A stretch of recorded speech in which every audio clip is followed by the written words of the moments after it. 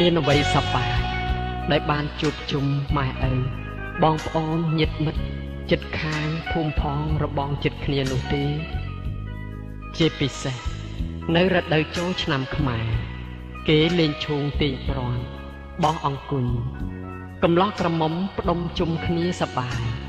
គ្មានប្រកាន់អ្វីទាំងអស់ទោះអីតែលោកបានខ្ចាត់ព្រាត់ទៅនៅស្រុកគេ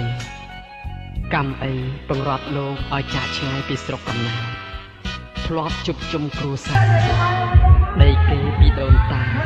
ដែលធ្លាប់ផ្ដល់កំណើតឲ្យលោករស់សប្បាយគ្មាន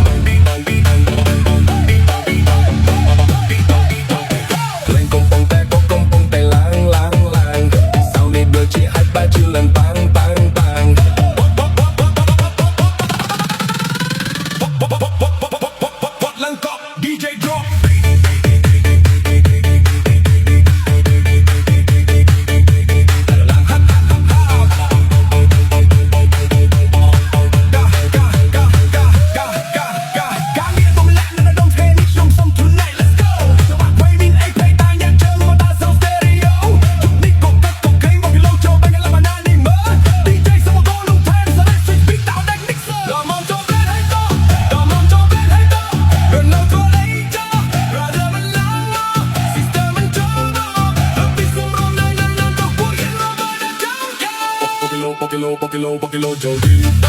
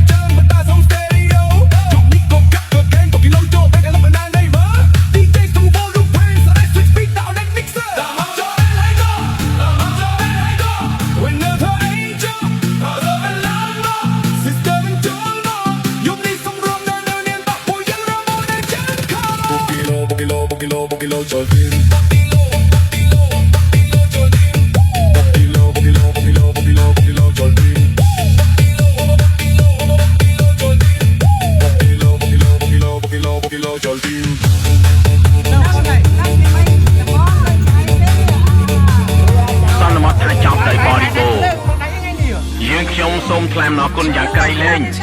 ដល់អស់លោកស្រីអ្នកនាងកញ្ញានិងប្រិយមិត្តទាំងអស់ដែលបានចំណាយពេលដ៏មានតម្លៃតាមដានរឿងនេះតាំងពីដើមរហូតដល់ចប់សូមជូនពរសុខភាពល្អប្រាជ្ញាឆ្លៀវវៃនិងសេចក្តីសុខសាន្តចូលមានដល់អស់លោកស្រីអ្នកនាងកញ្ញានិងប្រិយមិត្តទាំងអស់